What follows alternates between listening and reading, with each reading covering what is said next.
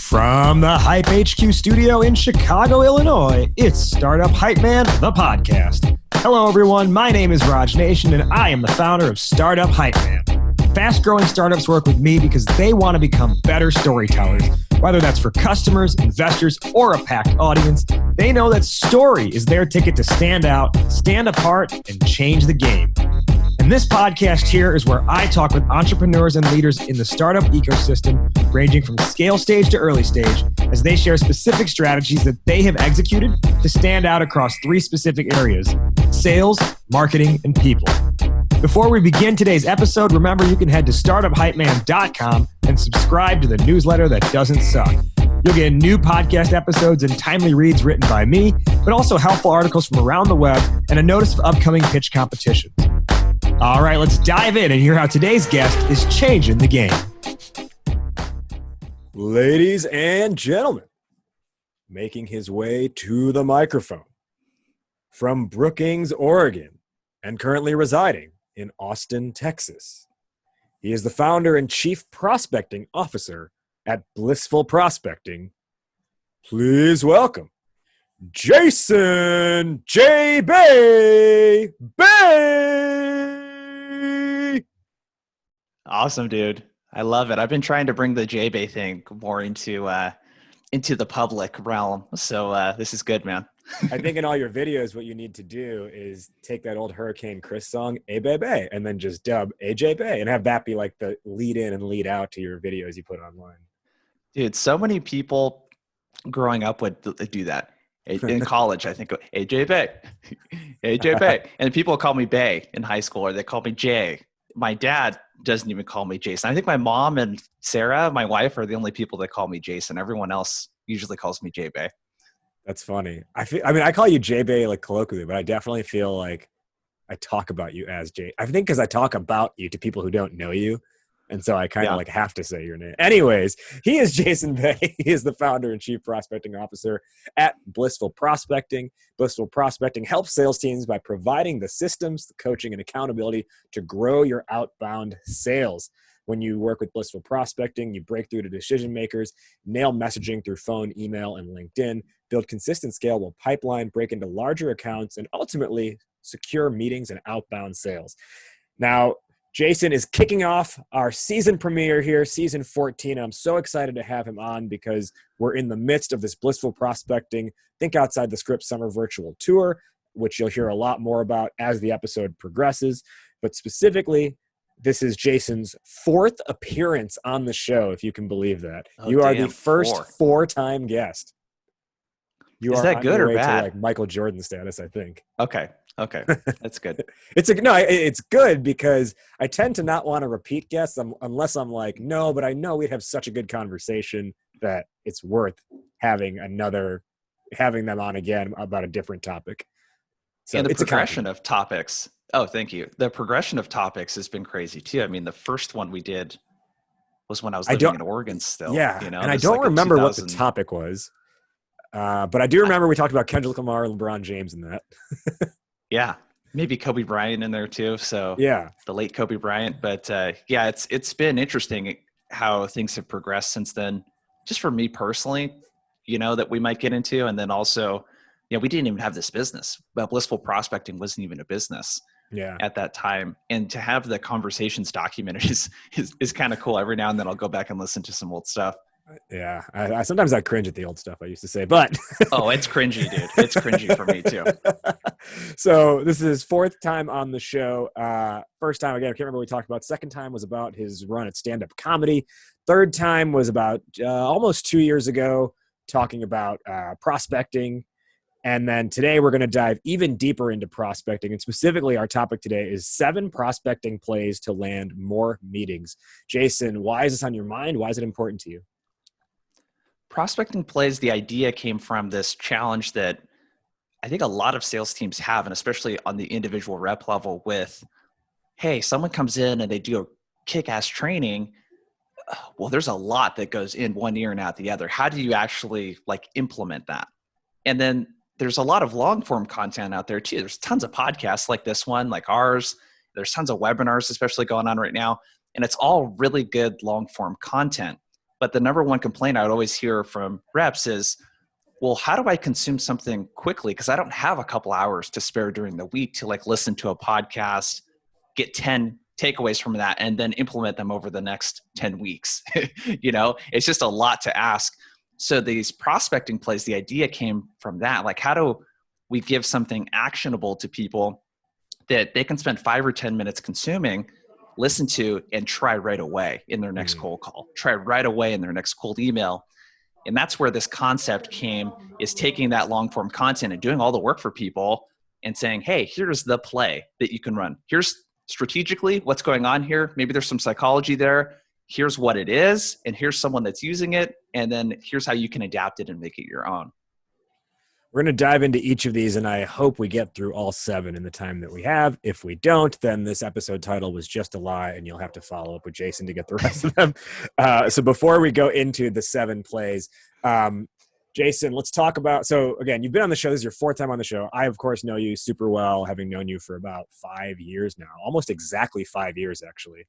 It would be 5 years in August. And – over the years, we've learned a lot about you. And for people who are hearing you for the first time, you can go back to listen to some of his episodes to learn a lot about his personal background. But let's talk about something a little bit different when we think about Jason Bay, the person, the man, the legend, and the God, if I may. So something that I think has been interesting is over the last year or so, you have been pretty open about going to therapy, which I think historically has had a negative public perception. It's getting better, but I still don't think therapy is the greatest, has the greatest impression around it. And I still think there's enough people who, generally speaking, when you say, oh, so-and-so is going to therapy, they assume there must be something wrong in that person's life. Or they're just a wacko. So it's been cool that you've been really open about it. First, I'm just curious, what made you start going, and why do you feel so comfortable sharing that part of you? So the thing that got me going was Sarah, my wife. She has gone through therapy before, and she wanted to start seeing her therapist again. So she met with this guy, Dr. Gregory, is our therapist, and in Portland, and just to kind of go through some personal stuff that I won't get in that she's dealing with because that's her business. Sure. But she really just connected with this guy, and so much that when we moved to Austin, she still wanted to do meetings with him through Skype. And I was really curious. I've always wanted to try therapy because the people that I have heard talk about it were like, this is basically, you're getting life coaching from an actual person that understands psychology, though. Right? You're getting life coaching from a psychology, science-based perspective from someone that's not saying, I've lived this awesome life, here's how you can do it. It's no, like, let's help understand like your brain and your emotions and your body and like how everything's connected in the least like woo-woo way possible. Mm-hmm. So I'd always been curious. And then we weren't having problems in our marriage, but there were certain things that we couldn't just get through. And I'll just be candid with what some of those are. One of them was women's issues, right? And women's rights and all of that stuff. And me coming from a town of Brookings that you mentioned earlier, 5,000 people, it was, without getting political, I would say not a very open-minded place. And I was not really raised in a place that didn't value non-traditional gender roles. And that was my perspective my entire life. That's what I grew up around. All of my parents were like that. And my dad's not sexist or anything like that, but it was very traditional. And my friends' moms and dads were like that too. So that was the first like topic that we were like, we just aren't seeing eye to eye on this and can't really get past this. And I started going to therapy. And what I realized in that very first session was how my childhood and how I was raised, how all of that is like made me who I am today. And one of the big things that stuck out that's very related to prospecting, what we're going to be talking about today, which is why I'm so fascinated with it, is this concept of empathy and validation. And not empathy like you're seeing a lot in sales, like, oh yeah, I totally see where you're coming from. It's not the surface level of what to say. It's actually, hey, Jason, you don't understand your own emotions, dude. You know, the way that I grew up was, and you might relate actually, because I think a lot of sort of Asian families, especially ones that are either first or second generation, your parents are super strict, dude. And what happens with that is I was raised to be very humble, kind of like, and this is, I think, a generational thing with our parents' generation too. It's like be seen, not heard. Mm-hmm. So it wasn't like I didn't do well in sports and school and get recognition, but I saw what was rewarded in my family, and it was really being humble and not drawing extra attention to yourself. And the way that I internalized that was, it's not good if I do something bad and draw attention, but it's also not good if I overly celebrate something that went really well. Like I was valedictorian. I don't really talk about that a lot. I wasn't really like excited about that. In sports, I was first team all league in basketball. Didn't really talk about that or celebrate it. It's about the team. You know what I mean? That kind of thing. And what that like trained me to do was like really mute my emotions. So whenever I felt something and it didn't feel good, or it felt really, really, it did feel good in the case of basketball or something going well, I didn't really think about like why I felt that way. I didn't label those emotions. I didn't understand any of that stuff. And where this came to a head with Blissful Prospecting actually was like a year and a half ago. I was really trying to up my game in the messaging area. And we worked with a consultant, and he was like, Jason, there's like empathy missing from this messaging. And I didn't know what the hell that meant. I'm like, empathy, how do you put that into a message? Like, what does that actually look like, feel like, sound like in a sales context? And through my personal journey in therapy of realizing that, hey, Jason, when someone rejects you, when they offer something and reject you, that like physical discomfort you feel in your chest, that you've also felt in other times in your life, like maybe when you got dumped by your girlfriend in high school or whatever, that's sadness. That's loneliness. That's what that is. Like those are the emotions that you were feeling, and you get very light versions of that getting rejected in sales, right? And it's understanding, oh, I feel this way. So that's the emotional validation part. I feel this way. It's totally normal that someone that gets rejected wouldn't feel good about that. So you're not crazy, Jason, for feeling that. Sit in that emotion and move on from there. And what that helped me be able to do was be like, hey, I'm experiencing this, and now I can move on. And it doesn't turn into this thing where I end up blowing up on someone, which is usually my wife, Sarah. Not like a yell at her or anything like that, but I end up like being really impatient and really irritable. And that was coming from very bottling. Irritable when things are annoying me. Yeah. And it's like, that was coming from me not being able to understand what I was feeling, to be able to express that, to express my needs, to set boundaries with people, that kind of stuff. And like I said, it's helped me like literally 10x how I prospect, but also how I teach and coach this stuff. Because I'm finding that a lot of reps don't really have empathy either. They don't really understand what it means. And I'll give you a really practical example. When you call someone and cold call someone, you could tell they've been having a rough day, and they're like, dude, I'm super slammed right now.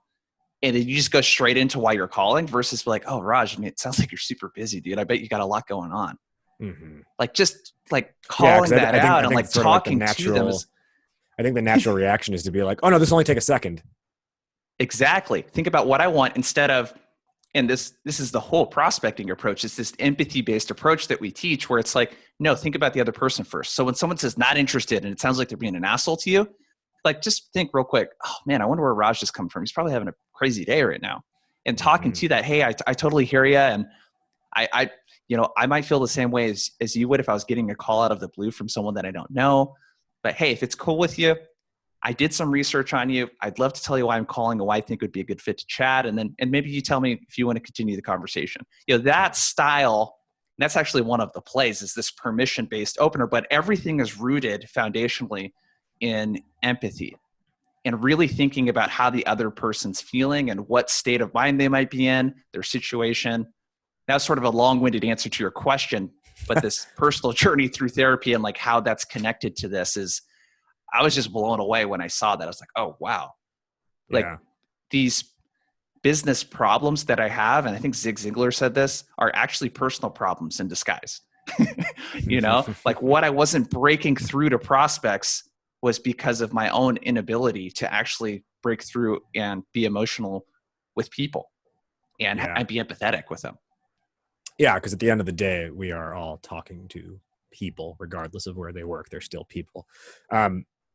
I was going to actually ask you a couple more questions Yeah. related to therapy and just lifestyle, but you know what? Let's actually table that because we already, like, you already got into one of the plays, so let's just roll with that. So it sounds like one of the plays is permission-based prospecting, which, as you said, is being able to like empathize with them if it's on the phone and they're like giving you that rejection right away, not being like, no, trust me, I this will only take 30 seconds of your time, which is still putting your interests first.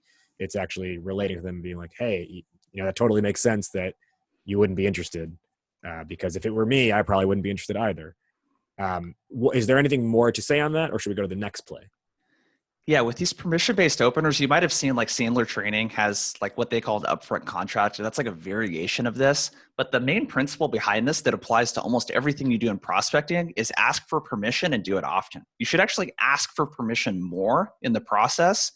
And the psychology behind that, Chris Voss, everyone's talking about him. He's got some cool stuff on it. But the psychology essentially is that you're giving the person their autonomy. Like you're giving them a choice. And the thing that I like to think about, and again, that'll kind of lay a good foundation for these plays, is a few things. I like to think a lot about user experience. So you can use this concept called design thinking. So design thinking, any product that's built, whether it's digital like HBO, let's say, or physical products with Apple, the process they go through when they design products is called design thinking. And the very first step is empathy. So they study the people that are going to be using this, what they're using, how they feel about it, how they describe it, et cetera. So if you think about what is the user experience like on the receiving end of getting an email, on the receiving end of getting a cold call or a LinkedIn message? And with cold calls, for example, what most people complain about when they get a cold call from someone is person doesn't introduce themselves. So I have no idea who this person is. They try to be deceptive. They don't tell me why they're calling. They talk the entire time. There's a huge sale. Like, so you basically just want to do the opposite. That's all a pattern interrupt is. You don't have to have this like, hey, I was looking at rainbows and butterflies today and I found something really cool. You want to know what it, like, you don't have to like say something completely off the wall for it to be a pattern interrupt. Just do something different from the normal. The phrase pattern interrupt, I don't know if a lot of our listeners are familiar with that. It sounds pretty intuitive, but can you just expand on that more? Yeah, pattern interrupt is, and this is the concept behind think outside the script, right? Mm-hmm. The script is essentially, if you think about like as a salesperson, your script is not necessarily like your actual script, but the script that you go through in your head. Oh, I want to call someone. I need to say this. I need to do this because that's just what I was trained to do. Right. So a pattern interrupt is just getting outside of what the normal experience is like. So what's the normal pattern for someone, again, rooted in empathy, that's on the receiving end of this? And what can you do that's just different? Because with a cold call or a cold email, all you're trying to do is get the person's attention. You're not going to convince them to buy something from you in that call or that email. But doing something different is how you're going to grab their attention and at least buy another 5 or 10 seconds for them to listen to you or to read the rest of your email. Would you say that my Fresh Prince video is a pattern interrupt in the cold emailing process? Oh, it's a huge pattern interrupt. Because again, think about the lack of personalization in an email and think about the lack of just creativity at all and the entertainment factor. And that's your thing, right? Is this storytelling, it's being more entertaining. So you're also living and doing the thing that you are preaching too. But yeah, that's one hell of a pattern interrupt because dude, I mean, what kind of responses do you get? Oh, I've never seen anything like this. This is the most creative email I've ever gotten, et cetera. People are saying that because they don't get stuff like that. Okay. So and of course I love using that as one of my plays. And actually I'm starting to get inquiry from companies on having their own rap videos made that they can start using, but not everyone's a rapper. What would be a more like reachable pattern interrupt for your average salesperson? Dude, do the permission-based opener. That's a pattern interrupt right there. Okay, so that itself is a pattern interrupt. Exactly. So I'll give you a couple because I interview a lot of these people. And so Sarah Brazier from Gong, one of their top SDRs, I think just got promoted to AE. She likes to say, hey, it's so-and-so calling from Gong on a recorded line. How have you been? Right? Classic Gong line. Beck Holland sort of came up with that when she was working at Gong. I know it's kind of weird to be making cold calls because there's a pandemic going on. Is it okay with you if I tell you the reason for my call? You can tell me if this is a conversation worth having. That's a pattern interrupt. You're acknowledging like the elephant. Hey, it might be kind of weird to be getting a cold call right now, right? That obviously only works right now. We're in the pandemic, coronavirus kind of thing. But I think a lot of these pattern interrupts need to be fluid based on the conditions you're in. Exactly. One more I'll share with you that's another good example of a permission-based opener is I interviewed Adam Beaton. So he is like, I wanted to get his perspective because he's like 5 months into his role as an SDR at Lead IQ. So Lead IQ, you got to check out all the reps at Lead IQ. What they really try to do is like comedy, right? And humor. They try to really put in the process. So the way he opens it is, hey, Raj, it's Jason from Blissful Prospecting. I know you weren't expecting me. I'm just hoping to try to make your day with an awesome cold call if you have 30 seconds. You know, it's just like kind of fun, kind of cheery. It's like no one's going to say, I was hoping to make your day with a cold call. Yeah. So that works really well for Adam, but that's as simple as it can be. And that's the purpose of these prospecting plays is you don't got to record a rap video. Mm-hmm. You do that because that's your thing. Maybe someone else plays guitar. Maybe that could be their thing. Or maybe you don't do any of that shit at all, right? Yeah. And maybe you just tweak your opener in a cold call. This is literally something you could just go out and try on the next time you go out and make a call. I'm curious with the idea of the pattern interrupt. Let's think about a pattern interrupt in email, if it's a thing, unless you're saying it's only a thing in calls. No, it's a pattern interrupt. Every piece of communication that you have with a prospect, totally. Pattern interrupt. Yeah. So, so what's the line between like I love the pattern interrupt concept, but then I also don't like when teams get to the point of just being like GIF happy or GIF happy, however it's said. And it's like, there's not actually like value delivered. Like basically the reason they got a response was it's like, cause you use like a SpongeBob meme. And it doesn't necessarily mean that you actually delivered value. The person was just kind of like, fine, I'll take a meeting. You know, is that okay? Because my stance has always been like, I don't want a meeting just because like I threw a meme out there, you know? Yeah, this is a really interesting one. I think we have to define what value is. So value is really just I get something from you. And I get a tiny amount more than what I had before. And that could be like really tiny, right? So it's something useful. Preferably it's something actionable. So the best type of value is something that a prospect can look at and within a minute or two, look and say, hey, I got something from this that I can actually use to like improve in my job or improve my company or whatever, right? So that type of value, this like YouTube, like bite-sized content kind of idea is really what you're going for. So, and then you look at the purpose of prospecting is really to get a meeting with a qualified prospect, right? So if all I had to do was put a meme in an email and set meetings, I would do that. You know, so I think you got to play off like what works. But to your point, you really want to think about, I think about more connecting than I do value. How am I connecting what this person cares about from what I can see about them to like what I care about? I like look for alignment. So a good example of this in application is like, dude, you're into professional wrestling. So think about how cool it is when you meet someone like maybe Morgan Ingram, for example, that's into professional wrestling. You're like, that's my dude right there. You guys are like, boom. With me, it's someone that's into Van Halen or Nickelback. which by the way, this is part of why anyone listening to this has to go back and listen to past JBay episodes on this show, because we talk about his fanfare for Nickelback. So you want to find those things that your prospect, like that's really the connection part of it, the relevant part of it that people keep talking about is how can I on their LinkedIn profile or whatever determine what this person finds really important and what they value, and then connect that back to what I'm saying. And for you, it's storytelling, right? So if you tell a good story, or if you can identify things that indicate that storytelling is important to them, or the things that they get from storytelling, and then you share a cool story, like an example of what that looks like, people are like, oh yeah, this guy gets it, right? He's one of us. That's the exact thing that you're going for. Memes and GIFs, like I try to stay away from, because if you're not funny and you try to be funny, it's just like, it's like doing a stand-up comedy set and not getting any laughs. It's like, it's cringe. It's cringy. Yeah. I guess really my issue with it is like, you don't want to be overly gimmicky. And I think you're overly gimmicky when you're best move is just putting like a meme or a GIF without anything that actually like really connects with them. Cause then I think you're just kind of like that person on the side of the road waving like the, car wash sign, where it's like maybe someone, maybe people will respond. Maybe people will go into that car wash, but what do you actually like? What do you actually know about that person? What are you actually doing that makes them care? Exactly. Okay. So prospecting play number 1 was permission-based openers. That took a hell of a long time for us to get through. So we're going to have to bang through a couple more of these relatively quicker, but let's go into what would be our second play.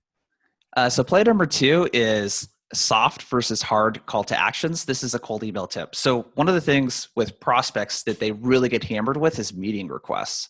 Mm-hmm. And it's not about using a soft or a hard one. It's about using both. The data will show that more open-ended call to actions perform better right now from Gong, but that just remember that's specific to like SaaS and things like that. So depends on the industries that you're targeting too. But an example of a soft call to action at the end of an email is, hey, open to learning more. Does that make sense? Or does it make sense to connect? Excuse me. A hard call to action is, can I get 15 minutes of your time? Are you free to meet tomorrow at this time?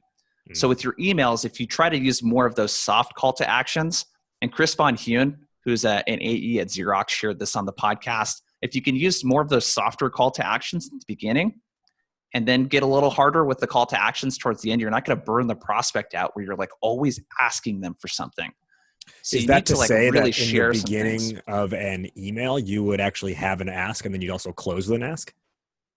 Or are you saying in the beginning of a sales sequence, like your email is a soft ask, and then as you move down the sales funnel, because they've taken a meeting with you, then you get into hard asks? Yeah, so the sequence. Sequence of emails. So like that first email, you might just be sharing, you might say, hey, I have this really cool storytelling framework that I want to share that these companies are using to do this. And the call to action could be, cool if I send it over to you. Mm-hmm. So it's like a really soft call to action to send them something valuable. It's not like an ask for their time. So just vary up your call to actions. And what most people I see doing is they put a meeting link in there, which I know is a pet peeve of yours. Yeah. And then they also use a very hard call to action. So take out half of those from your emails and just put in like softer call to action. That's a really, really easy thing that you can do right away. Yeah. So I've been a big fan for the last probably a year now in an email asking the call to action is, are you interested? ? Or does this sound interesting? But more often than not, I use, are you interested? And my reason, and I'll say, and before I was doing that, my ask was, does this make sense for does this make sense for Blissful Prospecting? If so, do you have time next week? And then I switched to, are you interested?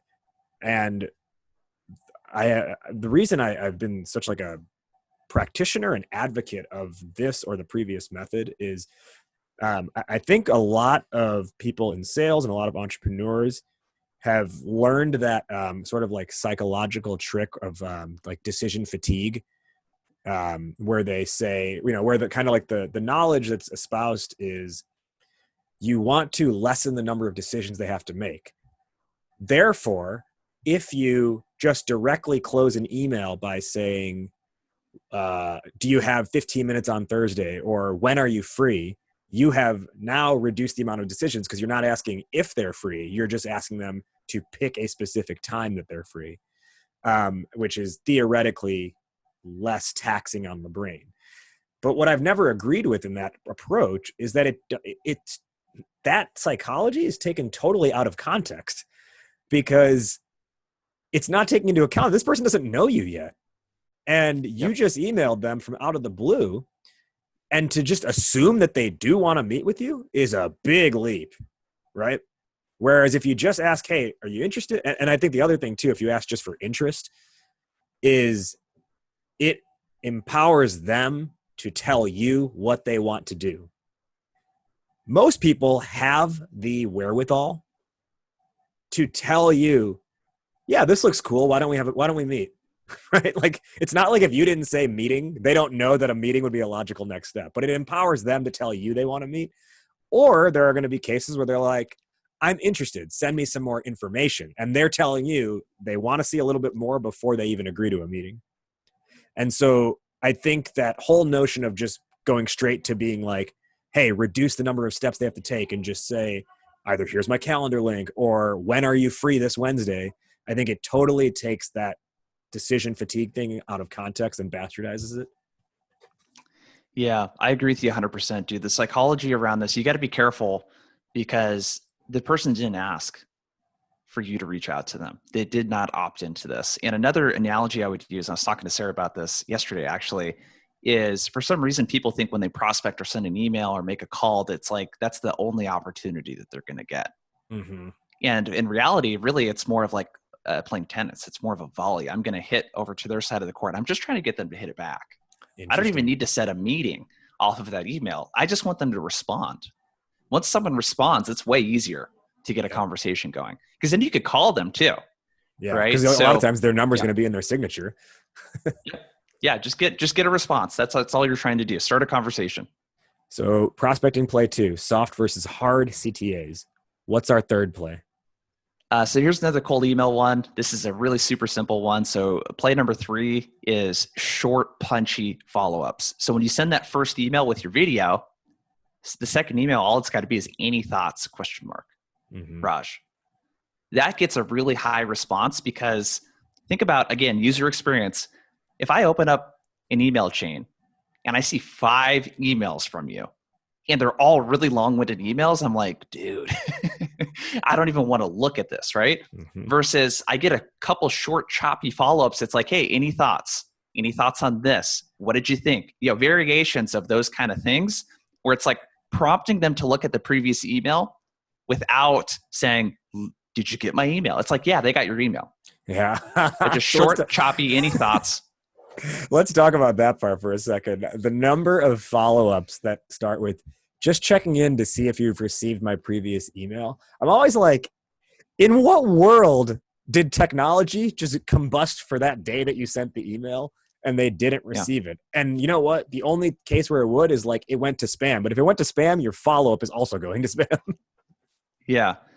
And again, it's very self-serving. So you're not exercising any empathy at all of what it might be like for someone to receive that email and how it would make them feel. The emotions that you're not going for are anger, which like is a primary emotion of like being annoyed, which is the secondary emotion, right? You don't want to annoy people, which is what we end up doing most of the time when we're prospecting. So just think about how you want the person to feel and how you don't want them to feel and how you would feel if you got something like that. It would probably freaking annoy you, dude, if you got a bunch of emails like that. Well, and I think too, a lot of times when people, if someone is doing the just checking in to see if you got my last email, I can tell based on if someone's doing that, chances are the first email they sent was not even worth responding to, which honestly, most times when I get that follow-up, the reason I didn't reply is like, yeah, I got your email, but there was nothing that made me compelled me to reply, which is why you haven't gotten a response from me. So I think it ties back to like, I think the any thoughts is like, it's got to come after an initial email that coming back to kind of one of our first points that actually made a connection with the person, but just perhaps they were too busy in the moment to whip up a reply. Exactly.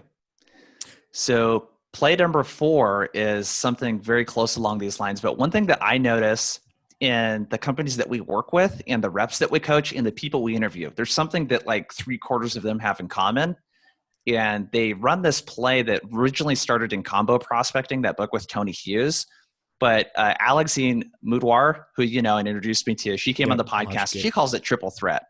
So what I really like about this, it's pretty cool. So again, think about on the user experience side of the prospect. Most of the time when we're prospecting, we send an email. And they may or may not get it, right? And then we'll send a LinkedIn connection request a couple days later, and they may or may not get it. And then maybe we leave them a voicemail. They get that. And they're like, okay, whatever. They don't realize that you emailed them before and that you tried connecting on LinkedIn. So this concept is, well, what if I did, every time I reach out to someone, what if I did 3 activities every time? So what she does, she'll open up the person's LinkedIn profile. So that's a notification right there that the person viewed your profile. She'll call the person. So she's looking at the profile, doing the research. So she calls the person. Most of the time we'll get a voicemail. And she says, hey, so-and-so with so-and-so company. reaching out for this reason, look for an email with this subject line, right? So the goal is not to get a response back from the voicemail. It's, I'm going to send you an email. So then she sends an email. So now the person has heard her voice in voicemail, and people may not respond to voicemails, but remember, voicemails, I don't even know what it is exactly, but I bet you they have a lot higher listen rate or a C rate because people get the transcriptions sent to them than your emails, right? So leave a voicemail. Just because they don't respond to it doesn't mean that it's not working. So you're directing them to the email. They get to see her written a voice, right? And then she sends a connection request on LinkedIn. They get to actually see her. And that's like 3, 4, 5 notifications, depending on how people have stuff set up on their LinkedIn with email notifications. But LinkedIn, again, they're going to get notified that you viewed the profile. They're going to get notified about a connection request on LinkedIn. And that usually sends an email to them too. So that's like 3 notifications just right there, plus the voicemail, plus the missed call, plus the email. That's like 6 hits actually from a notification standpoint. And it's really going to stick out. Because what happens, again, is that we send these one-off touches, and if it's a really busy person, they're not going to remember that you emailed them last week and that they didn't look at it. But now you're getting it all at once, and everything is talking to each other and communicating and working together. And again, I see 3/4 of reps that really crush it with response rates use this triple threat approach. The really cool part of it, and that's why it's triple threat, is, as you said, every like round of outreach is 3x'd. So instead of 5 outreaches, you've done 15 outreaches because you've done the email call or the call, email, LinkedIn. And obviously you can't keep requesting them on LinkedIn, but you can start liking their posts or you can comment on their posts, right? Yep. I also really like in the triple threat method that you are playing to. So one thing is you're humanizing yourself, right? So instead of being this faceless person, you're getting your voice and your face seen in the process. On top of that, it really plays to channel preference. Like some people are hyperactive on LinkedIn and love getting into like DM conversations on LinkedIn. Others don't really touch LinkedIn and prefer a call or prefer to communicate through email. And instead of assuming that everyone has the same usage of the same channel or channels, you're just playing to their channel preference. Yep. And it's not just a generational thing. People keep saying that. Dude, I am very active on LinkedIn. I don't like to engage with people in sales conversations on LinkedIn though. And I don't like to actually pick up the phone either. For me, it's email. Yeah. And most people would say, well, that's what, boomers, what a boomer thing, kind of thing. It's like, well, no, it's everyone has different communication preferences, and you're totally right with that. So again, it's empathy, right? Thinking about the other person. I want to get into the 5th play, but before we do that, let's pause and let our listeners know about our show's partner in Sales Hacker. So if you've been a long-time listener here, then we have pretty interesting conversations on this show. A lot of times they have to do with sales, like what I'm talking with Jason with right now. And if you were not aware, Sales Hacker is the world's smartest community for forward-thinking B2B professionals. It's 135,000 members deep, which means whether you're the CEO or the CPO, like Jason, Chief Prospecting Officer, the head of sales or the sales rep or the AE, Sales Hacker is going to help you get better at your job, period, with podcasts, articles, webinars, and research from the actual experts and practitioners, including features like me. Jason has been featured on Sales Hacker before through webinars and content. So really, it's just like the straight dope to grow your sales acumen. I'm a huge fan of the Sales Hacker team. They've even launched a really cool new community feature. So now instead of passive website content consumption, you can actually engage in discussion just like a Reddit thread, including they're even doing like AMAs every week now too, Ask Me Anything, where you can talk to an expert live in a very similar to a Reddit thread, but through the Sales Hacker website. So I love having Sales Hacker as a partner of the show. To get involved, all you have to do is go to saleshacker.com and get free access. So that's the articles, the website, the webinars, the research, etc., the podcasts, all that stuff, the discussions, the AMAs. Saleshacker.com is your website to access it all. And our show is also presented by the Blissful Prospecting Think Outside the Script virtual tour, which Jason, who's my guest today, is hosting. If you're not aware, Jason and Blissful Prospecting have basically figured out what would the sales version be of like Lollapalooza. And given that we have a pandemic, what if Lollapalooza for sales had to be online? And that's what the Think Outside the Script Blissful Prospecting Summer Virtual Tour is all about. Over the course of 105, or maybe now it's 108 days, you're going to hear from over 40 different sales practitioners, sales thought leaders, and sales experts who are sharing the ins and outs of helping you basically get more meetings at the end of the day, which is really what today's podcast is about as well. But if you want to learn things that have to do with productivity, mindset, cold calling, cold emailing, LinkedIn strategies, personal branding, etc., you're going to get to hear from experts like Todd Capone, Scott Ingram, Beck Holland, Leah Niederthal, myself. I'm going to be part of this as well. You're going to hear from Jason throughout.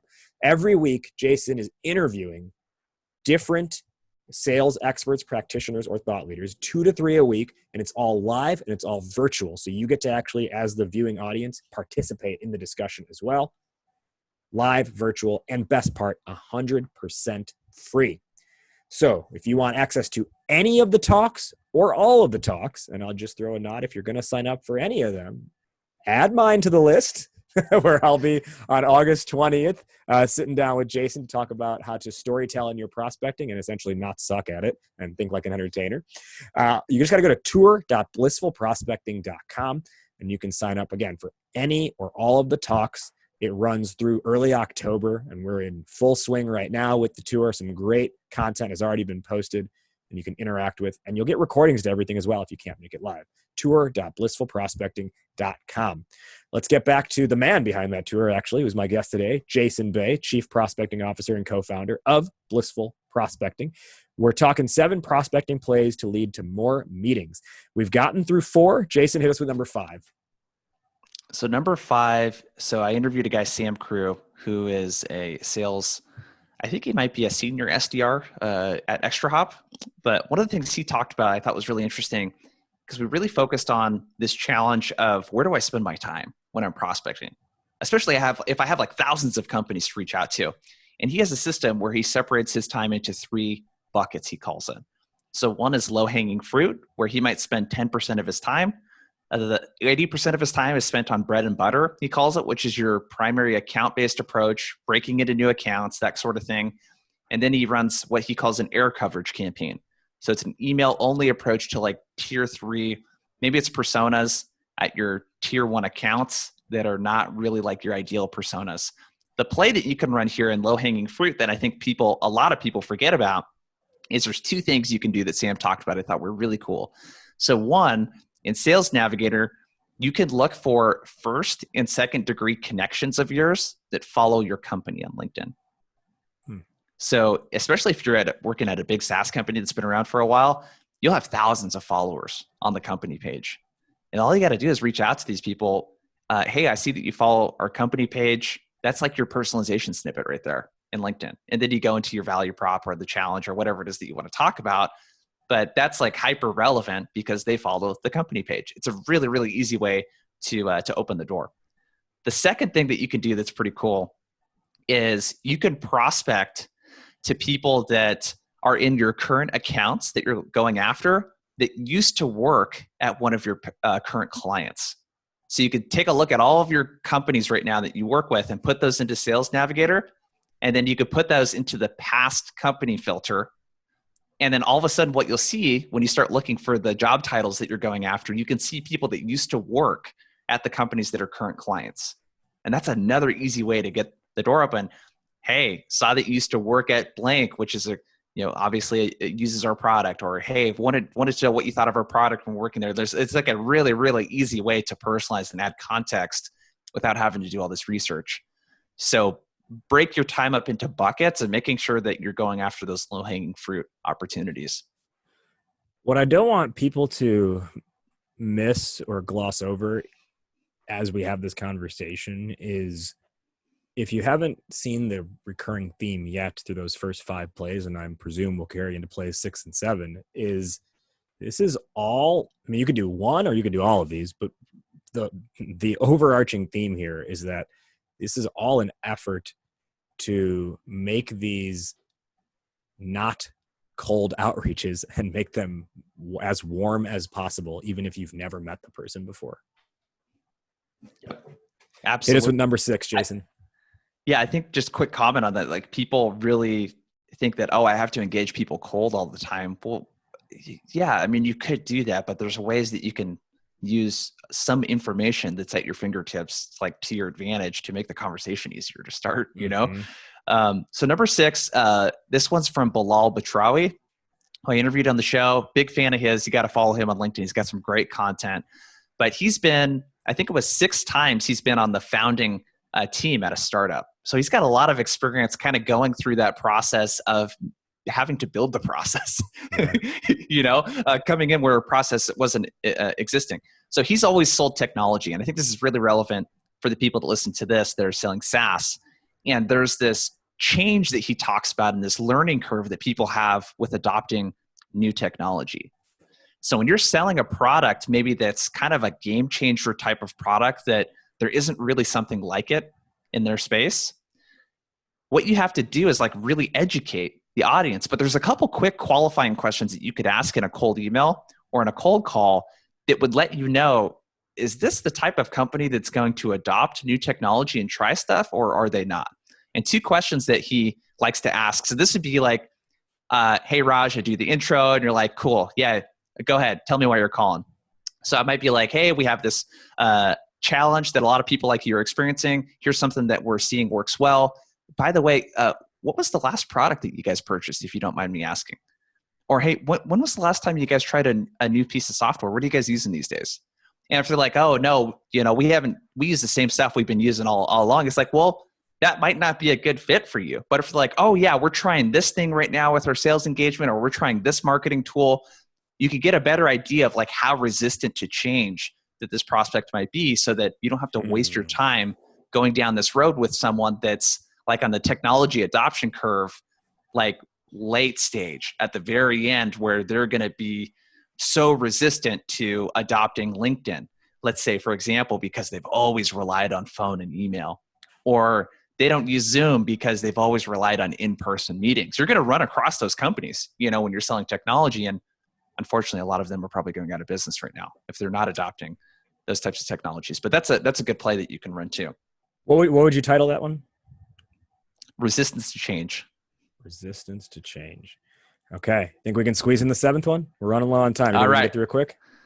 Yeah. Lastly, so Kayla Citron-Thaler is how you pronounce her name. She's a BDR at Domino Data Lab. I call her Killa Kayla is the nickname I've given her. But hers is really simple. She has 35% plus response rates just because she uses a ton of videos. So when you send a connection request to someone, don't pitch in the connection request, but when they actually accept the connection request, instead of responding through text, send them a video. So the same thing that you might normally send, actually look at their profile, say, hey, Raj, I saw that this, and this is important to you. We're helping companies with this, or that have this type of challenge. Is this something you're running across right now? Video, 30 to 60 seconds. And she gets an incredibly high response rate by making it a video and like really leaving a really good first impression with the person versus just sending a generic text-based message. Another variation of that I've seen work really well, and it's worked well on me, is someone will send like a Loom video or a Vidyard where they're screen share looking at my profile, and they're like, hey, this is really impressive. I noticed you said this. I think there might be an opportunity because you said this thing in your profile. And I mean, I respect the hustle so much in that case that I'm like, yeah, let's talk. Like, this is, you're taking time to think about me. Yeah. And that's actually the technique that she uses there, where she's screen sharing through Drift, I think she uses on the person's profile. So they're definitely going to see that, oh, this is personalized. So you're accomplishing the same thing that you would as if you were holding up a sign or a piece of paper or whatever with their name on it. I think part of that too, if you come back to like your first point about like the UX behind this, is what you have to realize when you go to that level to just try to get a meeting with them, the person on the receiving end of that is, in a way, a lot of them, and I know I think like this, I'm like, man, if this is the level of care they take in just reaching out to me, imagine what their product or their service might actually be like when I'm paying them money. Yep. No, absolutely. And it's this pattern interrupt. Who is sending personalized videos to people after they connect with them? Very, very few people are doing that. It's a really great way to stand out. They've already taken the time to accept your connection request. which usually only a third of people actually do that. And that's like good. That's like batting 300 in, in the majors. Yeah. So they've already taken the time to do that. Why not take 30, 60 seconds to just add some context real quick, record a video, and just blow them away? And like I said, she's getting 35% response rate. So this is like a more quality-based approach to prospecting versus playing this numbers game of how many people can I connect with.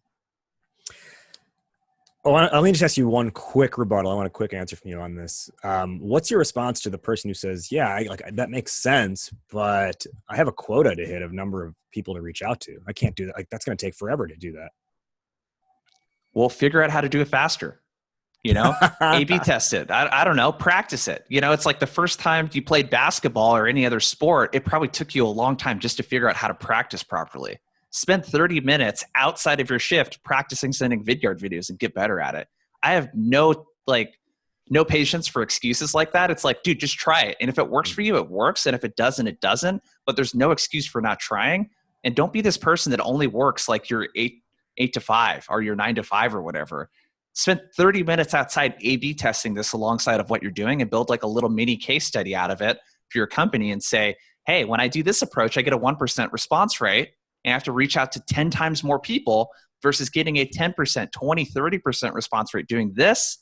They're much higher quality. The AE loves the meetings more, et cetera. Like, you need to take it upon yourself to do that. And if you're too lazy to do that, I have no sympathy for you, dude. Yeah. Yeah. And it's like, okay, fine. But would you rather reach out to 100 people and get a couple responses, or reach out to 30 and get 10 responses and like your day is done, quote unquote, and maybe it's a larger conversation around what are you actually being like comped on? Is it number of outreaches or is it number of quality leads that are generated? Yeah. Most people are compensated based on meetings, right? So that quality-based approach, there's somewhere in the middle between 100% quantity approach and then 100% quality approach, right? There's somewhere a sweet spot there for you in the middle, and you got to play around and find it. But just think about those 100 people you reached out to and only got one response. What did the other 99 people think of you in your company? Mm-hmm. So when you don't take this time to personalize, you're really like, especially a VP or a C-level person at a company, you're just like not impressing them at all. They'll never take a conversation with you if you do this incorrectly. Yep. All right, let's do a quick wrap up here. Where can our listeners find you, learn more about Blissful Prospecting? What do you guys offer? And tell us, I talked about the tour before, but give a nod to the tour as well. Yeah, I'd say the best place right now is tour.blissfulprospecting.com. That'll get you kind of like into the ecosystem of all the free content that we put out. And besides that, I would go to LinkedIn. We post content every single day on LinkedIn. It's very actionable prospecting content. And you could just find me at Jason Bay, search for Blissful Prospecting on LinkedIn. And in terms of his unique URL is /Jason D Bay, just so everyone's aware. /Jason D Bay. So that's where you'll find like tons of free content and links to our podcast. We do coaching and training for companies too. We also have a membership. So if you want more of those prospecting plays that I shared today, we got dozens of those inside our membership group, which you can find from our website, blissfulprospecting.com. So it kind of depends on where you're at. If you want some free stuff, check out the tour, check out LinkedIn, check out our podcast. There's just tons of stuff there. If you're looking for a little bit more in your rep, I'd check out the membership, which you can get on our website for prospecting plays and courses and stuff. And if you're a company, we also do training and coaching for companies around these prospecting plays as well. So those are the kind of the different ways that we help people depending on what you're looking for. To wrap up, we will each give our top 1 or 2 takeaways for the audience based on today's discussion. Let's not just recap, let's just not say, well, my takeaway is all the 7 plays. Let's maybe find a nugget within that. I'll go first and I'll toss it to you. First off, I will just say, here were the 7 plays for everyone. Number 1, permission-based openers. Number 2, soft versus hard call to action. Number 3 is short, punchy follow-ups. Number 4 is the triple threat method. Number 5 was going after the low-hanging fruit. Number 6 was playing to resistance to change. And number 7 was the video opener. So amidst all of that, my biggest takeaway is if your job, whether you are the head of sales, the founder, or a rep, when it is on you to generate business for the company, obviously it starts with that top funnel outreach. And when you take the extra time and care to do some of these methods, like I have implemented before, it is not just that you get the meeting. It is that you have a much more prepared and more highly qualified buyer who's taking that meeting, as opposed to just anyone being like, yeah, whatever, I'll check this thing out. You're actually like preparing that person for the buying experience / sales process. And they're typically at a better stage to talk to you then. Jason, top 1 or 2 takeaways for the audience. Ooh, that was a good one, dude. So my big thing is you have to meet the prospect where they're at when you're doing prospecting. They didn't opt in to receive a message for you. So the mistake that a lot of sales teams make when they're prospecting, especially reps, is they essentially go to the prospect and say, Raj, join this conversation I'm having in my head right now. Mm-hmm. And that's just the exact opposite way to do it. You want to join the conversation that's happening in the prospect's head. That demonstrates empathy, that demonstrates some social proof that you know what you're talking about. And people want to start conversations about things that are important to them, not things that are important to you. My final question to close out, which is how we close out every episode. Fill in the blank, Jason. Entrepreneurship is blank.